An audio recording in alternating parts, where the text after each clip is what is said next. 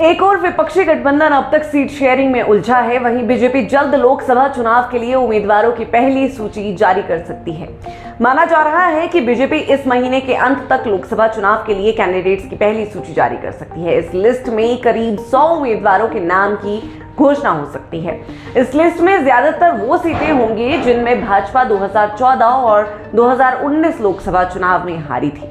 बताया जा रहा है कि लिस्ट में उत्तर प्रदेश की 14 लोकसभा सीटें भी शामिल हैं। इसके अलावा तमिलनाडु, केरल, आंध्र प्रदेश, तेलंगाना, कर्नाटक, पश्चिम बंगाल, पंजाब, जम्मू कश्मीर, उड़ीसा और महाराष्ट्र की हारी हुई सीटों पर बीजेपी पहले उम्मीदवार उतार सकती है।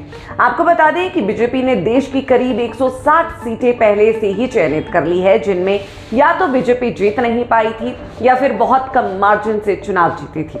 खुद बीजेपी के राष्ट्रीय अध्यक्ष जेपी नड्डा भी इस बात की तस्दीक कर चुके हैं। करीब 1 साल से बीजेपी इन सीटों पर काम कर रही है। अब इन्हीं में से करीब 100 सीटों पर उम्मीदवारों के नाम की घोषणा जल्द हो सकती है। माना जा रहा है कि इन 160 सीटों में से हिमाचल प्रदेश की मंडी सीट भी है, जहां बीजेपी को 2021 के उपचुनाव में शिकस्त मिली थी।